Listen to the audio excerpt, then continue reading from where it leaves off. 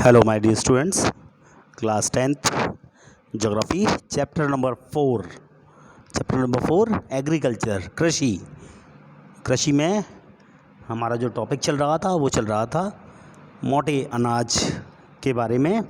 और मोटा अनाज जो होता है उसे हम मिलेट्स के नाम से जानते हैं। ओके गाइस, तो इसमें हम लोगों ने ज्वार के बारे में पढ़ा था। ज्वार में क्या क्या चीज़ें पाई जाती हैं वो बताया था मैंने आपको। और तीसरे नंबर की ये हमारी बहुत ही महत्वपूर्ण खाद्यान्य फसल है, वर्षा पर भी निर्भर करती है। आर्द्र जो क्षेत्र होते हैं, ह्यूमिडिटी वाले क्षेत्र, उसमें उगाए जाने के कारण यहाँ सिंचाई की ज़्यादा आवश्यकता नहीं होती है। और इसके जो क्षेत्र हैं वो हैं कर्नाटक, महाराष्ट्र, आंध्र प्रदेश और मध्य प्रदेश। तो स्टूडेंट, नेक्स्ट जो हमारा इसमें टॉपिक आएगा वो है बाजरा के बारे में हम लोग पढ़ते हैं। तो बाजरा भी जो है एक बहुत ही महत्वपूर्ण खाद्य फसल है। ये बलुआ और जो उथली काली मिट्टी होती है उसमें जो है ये उगाया जाता है। ठीक है ना। तो स्टूडेंट, अब सैंडी सॉइल और शैलो ब्लैक सॉइल में ये ग्रो होता है, वेल ग्रो होता है। तो राजस्थान जो होता है वो इसका लार्जेस्ट प्रोड्यूसर है बाजरा का। और उसके बाद फिर उत्तर प्रदेश, महाराष्ट्र, गुजरात और हरियाणा इसके मुख्य उत्पादक राज्य, मेन स्टेट्स इसके होते हैं। ओके, तो ये जो है ना ख़ास तौर से रेड सॉइल, ब्लैक सॉइल और जो सैंडी सॉइल है, लोमी, शैलो ब्लैक सॉइल, इनमें भी ख़ास तौर से किया जाता है। रागी जो है ना ये शुष्क प्रदेशों की फसल है। बाजरा को हम रागी भी कहते हैं। इसके अलावा अगर हम बात करते हैं तो ये मैंने जैसा बताया कि ये कौन कौन सी मिट्टी, यानी red, black, sandy, loamy, shallow black soil, इन सब में पाया जाता है। और काली, बलुआ और जो दोमट मिट्टी होती है, उथली मिट्टी, काली मिट्टी, उसमें बहुत अच्छी तरह से उगाया जाता है। इसके जो मुख्य उत्पादक राज्य हैं उन्हें हम कर्नाटक, हिमाचल प्रदेश, उत्तराखंड, सिक्किम, झारखंड और अरुणाचल प्रदेश हैं। नेक्स्ट हमारा जो टॉपिक आता है वो है किसके बारे में? मक्का के बारे में, यानी मेज़ के बारे में। तो मेज़ क्या है? It is a crop which is used both as food and fodder. किस किस के रूप में यूज़ होता है? फूड के रूप में यानी खाद्यान्न के रूप में, और फॉडर यानी कि चारे के रूप में, दोनों के रूप में इसे यूज़ किया जाता है। और ये कैसी फसल है? खरीफ क्रॉप है ना। Which requires temperature between 21 to 27। कितने से कितने टेम्परेचर चाहिए इसे? 21 डिग्री से लेकर 27 डिग्री तक के बीच का तापमान इसे चाहिए। ठीक है स्टूडेंट्स, तो इतना तापमान इसे चाहिए होता है। इसके अलावा ये जो है पुरानी जो जलोढ़ मिट्टी है उसमें बहुत अच्छी तरीके से उगाया जा सकता है। और क्या है?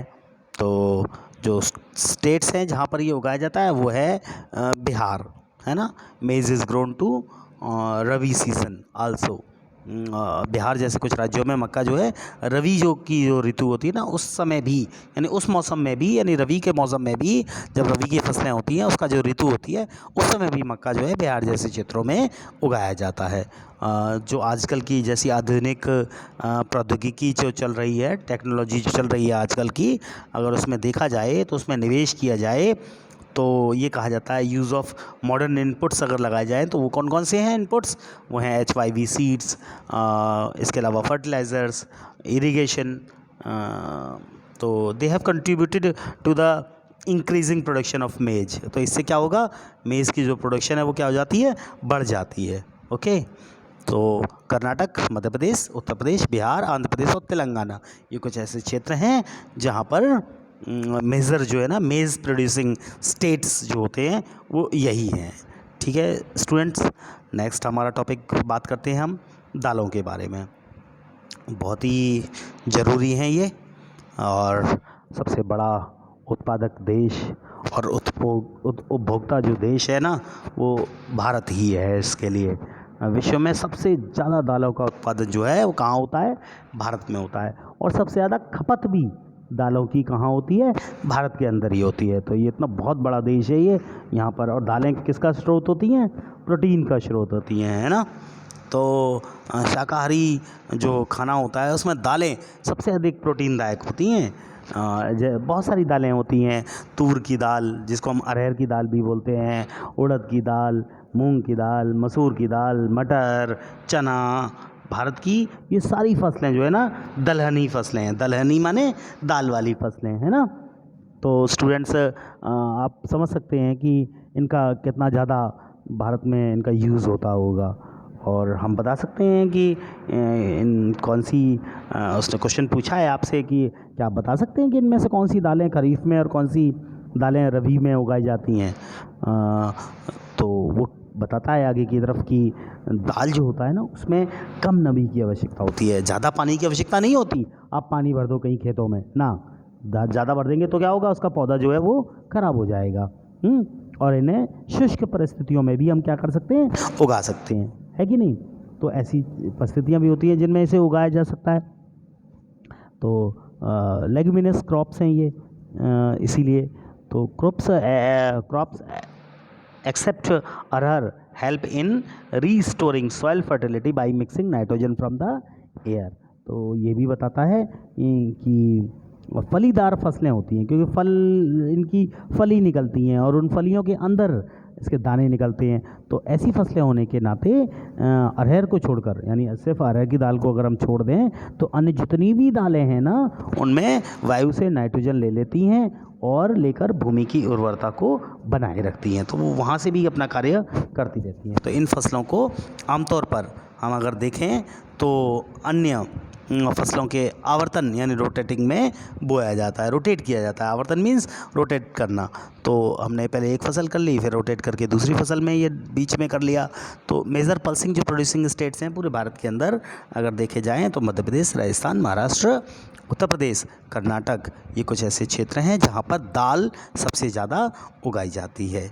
ठीक है स्टूडेंट्स, चलिए नेक्स्ट हमारा टॉपिक हम बात करते हैं फूड क्रॉप्स के बारे में एंड अदर देन ग्रेन्स के बारे में, यानी खाद्यान्नों के अलावा भी कुछ अन्य खाद्य फसलें होती हैं। खाद्यान्नों के अलावा यानी खाद्यान्न मीन्स हमने जो खाने वाली फसलें थी, जैसे हमारे गेहूँ है, चावल है, मक्का, ज्वार, बाजरा है, ये सब चीज़ें खाद्यान्न फसलें थी। इनके अलावा भी कुछ फसलें हैं। अब वो कौन कौन सी फसलें हैं, सबसे पहले जिसके बारे में हम बात करने जा रहे हैं वो है शुगर केन यानी कि गन्ना। तो गन्ने के बारे में सबसे पहले बात करने जा रहे हैं। और अगर आप चाहें तो इसे पॉइंट वाइज भी लिख सकते हैं। गन्ना एक उष्ण और उपोष्ण कटिबंधीय फसल है। ये ट्रॉपिकल भी है और सब ट्रॉपिकल क्रॉप भी है, समझ रहे हैं आप। और दूसरा पॉइंट अगर लिखना चाहें तो ये जो है ग्रो करती है well in hot and humid climate with the temperature of 21 degree Celsius to 27 degree Celsius. ये फसल जो है ना 21 सेल्सियस से लेकर 27 सेल्सियस के बीच में इसके लिए तापमान की आवश्यकता पड़ती है। तो इतना तापमान इसके लिए चाहिए, ठीक है ना स्टूडेंट्स। इसके अलावा और क्या चाहिए, इसके अलावा ये एक और बात बोलता है कि यहाँ जो है ना 75 से 100 सेंटीमीटर की वार्षिक वर्षा भी इसके लिए ज़रूरी होती है। तो 75 से 100 सेंटीमीटर तक की irrigation is required in the region of low rainfall, है ना। It can be grown on a variety of soils and needs manual labour from sowing to harvesting. कब से लेकर कब तक, यानी जब से आप बोते हैं इसे तब से लेकर कटाई तक का जो समय आता है तब तक काफ़ी लेबर की आवश्यकता पड़ती है। बुआई से लेकर कटाई तक शारीरिक श्रम की आवश्यकता ज़्यादा पड़ती है इसमें, ठीक है। और उष्ण जलवायु, आर्द्र जलवायु में ये बोई जाती है। कम वर्षा वाले जो प्रदेश होते हैं वहाँ इसमें सिंचाई की आवश्यकता पड़ती है। बहुत सारी मिट्टियों में से उगाया जा सकता है। ब्राज़ील के बाद भारत का कौन सा नंबर है, दूसरा नंबर है, सेकंड नंबर पे आता है भारत गन्ने के उत्पादन में, ठीक है ना। तो स्टूडेंट्स हम जैसा जानते हैं गन्ना जो होता है उससे हम चीनी बनाते हैं, खंडसारी बनाते हैं, है ना। तो ये सारी चीज़ें बनाई जाती हैं, है ना। तो शीरा बनाने के काम में आता है। तो ऐसे कुछ चीज़ें हैं जो इनसे बनाई जाती हैं। इसके अलावा गन्ने को भारत में बहुत से लोग पेय पदार्थ के रूप में भी उसे यूज़ करते हैं। और उत्तर प्रदेश, कर्नाटक, महाराष्ट्र, बिहार, तमिलनाडु, आंध्र प्रदेश, तेलंगाना, पंजाब और हरियाणा, ये कुछ ऐसे राज्य हैं जो कि मुख्य उत्पादक राज्य हैं। तो स्टूडेंट्स आपको एक और जानकारी देना चाहता हूँ कि जो गन्ना होता है उसकी जो खोई होती है, खोई समझते हैं, गन्ना हम लोग चूस लेते हैं, है ना, या बहुत सारे हमने देखे होंगे लोग जो गन्ने का जूस निकालते हैं और वो जूस निकालने के बाद हमें जूस दे देते हैं तो हम लोग पी लेते हैं। अब पीने के बाद जो उसकी खोई बच जाती है वो एज अ बायो, हाँ, बायोगैस फ्यूल, बायोफ्यूल के रूप में उसे यूज़ किया जाता है। तो ये जो है ना पॉल्यूशन फ्री भी है ना, और इससे लाइट वगैरह और बहुत सारी चीज़ों का विकास इससे आज के समय में इसका किया जा रहा है। तो ख़ास तौर से इन चीज़ों का प्रयोग होने लगा है। तो इन चीज़ों का ध्यान में रखते हुए जो है ना इन सब चीज़ों को काफ़ी अच्छा इनका उपयोग आज के समय में होने लगा है। तो नेक्स्ट हमारा जो टॉपिक आता है वो है ऑयल सीड्स के बारे में। अब ऑयल सीड्स तो आप जानते हैं, बहुत सारी ऑयल सीड्स हैं, जैसे तिलहन। अब तिलहन कौन कौन से, हम उनके बारे में बात करते हैं। तिलहन मीन्स जिनसे तेल निकाला जाता है ना। तो 2015 के अंदर भारत जो है ना विश्व में चीन के बाद सेकंड नंबर पे आने वाला सबसे बड़ा उत्पादक देश था, क्योंकि यहाँ उत्पादन बहुत होता है इन सब चीज़ों का।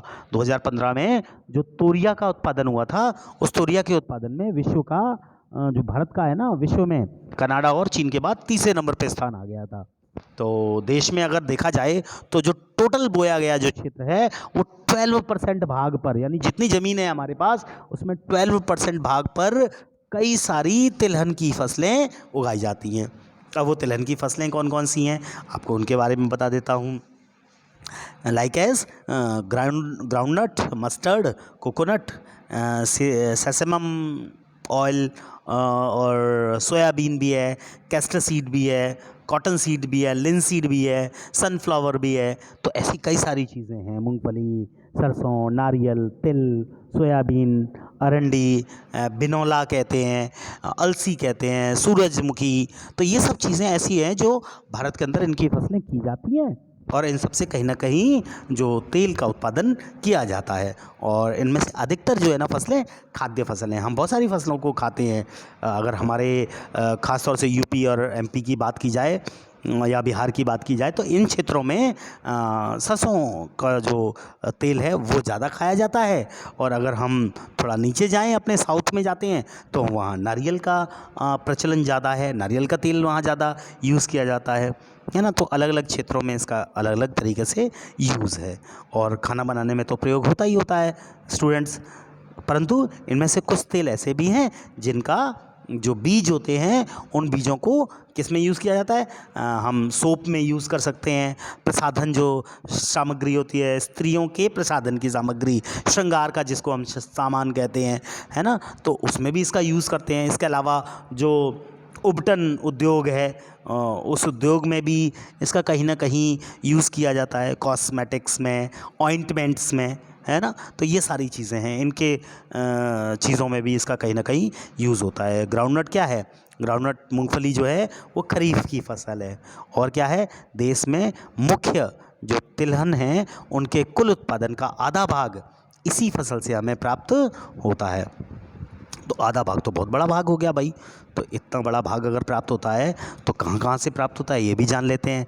गुजरात, राजस्थान, तमिलनाडु, महाराष्ट्र, ये मूंगफली के सबसे बड़े उत्पादक राज्य हैं। अलसी और सरसों ये किसकी फसलें हैं, ये रबी की फसलें हैं। जब ठंड का मौसम आता है तब ऐसा किया जाता है ना। तो तिल जो है उत्तरी भारत में खरीफ की फसल है और दक्षिणी भारत में रबी की फसल है। अरंडी खरीफ और रबी दोनों ही फसल जो है ऋतुओं में बोई जाती है। दोनों ऋतुओं में बो लेते हैं इसे, दोनों ऋतुओं में बो लेते हैं इसे, खरीफ में भी और रबी में भी। ठीक है स्टूडेंट्स, चलिए नेक्स्ट जो हमारा पॉइंट है वो है चाय के बारे में, यानी टी के बारे में। तो टी क्या है, टी जो कल्टीवेशन है वो एग्जाम्पल है प्लांटेशन एग्रीकल्चर का। किसका, plantation agriculture. Plantation agriculture means रोपण कृषि का। ठीक है, ये एक कैसी फसल है, पेय पदार्थ की फसल है। किसकी फसल है, पेय पदार्थ की फसल है। इसने शुरुआत में क्या हुआ, शुरू में अंग्रेज जो थे वो भारत में इसे लेकर आए थे, है ना, क्योंकि भाई जब वो आए यहाँ तो उन्हें चाय पीने की बहुत ज़्यादा लत थी। और इसके लिए वो इसे यहाँ लाए, पर ये हर जगह तो होती नहीं है। तो उन्होंने इसके लिए जो क्षेत्र ढूंढे वो कौन से क्षेत्र थे, पहाड़ी क्षेत्र, और वो क्षेत्रों में आज ये बोई जाती है। आज अधिकतर जो चाय बागान है उसके जो मालिक हैं वो कौन है, पहले अंग्रेज अधिकारी हुआ करते थे, बाद में फिर वो धीरे धीरे भारतीय बनते चले गए। चाय बागानों के मालिक तो आज ज़्यादातर भारतीय जो है ना, वो मालिक जो हैं वो चाय बागानों के मालिक भारतीय ही हैं। चाय का पौधा उष्ण और उपोष्ण कटिबंधीय जलवायु, ह्यूमस और जीवाश्म युक्त गहरी मिट्टी और सुगम जल निकास वाले ढलवां क्षेत्रों में बहुत अच्छी तरह से उगाया जाता है। ठीक है ना। Today, most of the tea plantation are owned by Indians. The tea plant grows well in tropical and subtropical climates. ठीक है, okay, endowed with deep and fertile, well-drained soil, rich in humus and organic matter. तो T की जो bushes होती हैं ना, उनको require warm and moist Frost free climate. कैसा समय तापमान चाहिए, थोड़ा सा गर्म तापमान चाहिए, और कैसा चाहिए, मॉइस्ट फ्रॉस्ट फ्री क्लाइमेट चाहिए। समझ रहे हैं, यानी नम और कैसा, पाला रहित जलवायु। पाला नहीं पड़ना चाहिए, पाला पड़ने से उसकी पत्तियां जो हैं वो खराब हो जाती हैं। ओके, तो इस तरीके से पूरे थ्रू आउट द ईयर ऐसा ही होना चाहिए। Frequent showers evenly distributed over the year ensure continuous growth of tender leaves, है ना। तो वो कहता है कि वर्ष भर समान रूप से होने वाली जो वर्षा की बौछारें होती हैं, इसकी कोमल पत्तियों के विकास में सहायक होती हैं। चाय जो होती है ना, T is the labour intensive industry. भैया श्रम चाहिए इसके लिए, सघन श्रम, मशीनों से नहीं आप तोड़ सकते। इसकी पत्तियों को हाथों से तोड़ा जाता है, कोमल पत्तियों को, और फिर उन्हें रखा जाता है, उससे जो है आगे की चीज़ें बनाई जाती हैं। इसके लिए क्या होता है, प्रचुर मात्रा में सस्ता और कुशल श्रम चाहिए। कैसा श्रम, सस्ता और कुशल श्रम, है ना। It requires abundant cheap and skilled labour. Tea is a processed within the tea garden to restore its freshness. अब अगर इसके लिए इसकी ताजगी अगर बना के रखनी है तो उसके लिए क्या करना पड़ेगा, उसके लिए चाय की पत्तियां बागान में ही संसाधित की जाती हैं, है ना। तो चाय के जो मुख्य उत्पादक क्षेत्र हैं ना, उनमें असम, पश्चिम बंगाल में दार्जिलिंग और जलपाईगुड़ी जिलों की जो पहाड़ियाँ हैं वहाँ पर ये, और तमिलनाडु और केरल में उगाया जाता है ख़ास तौर से। इसके अलावा हिमाचल प्रदेश, उत्तराखंड, मेघालय, आंध्र प्रदेश और त्रिपुरा आदि राज्यों में भी इसे उगाया जाता है। तो 2015 में भारत जो है विश्व में चीन के बाद दूसरा सबसे बड़ा उत्पादक देश था। तो मैं आज आपका जो टॉपिक्स हैं वो इतने मैंने आपके क्लियर किए। आपको टी के बारे में मैंने बताया, उसके पहले मैंने ऑयल सीड्स के बारे में, उससे पहले मैंने आपको शुगर केन के बारे में, देन उससे पहले पल्सेस, मेज़ और बाजरा के बारे में आपसे बात की। तो इतने सारे टॉपिक्स पर चर्चा हुई, आपने बहुत अच्छी तरह से समझा होगा। So guys, thank you everyone.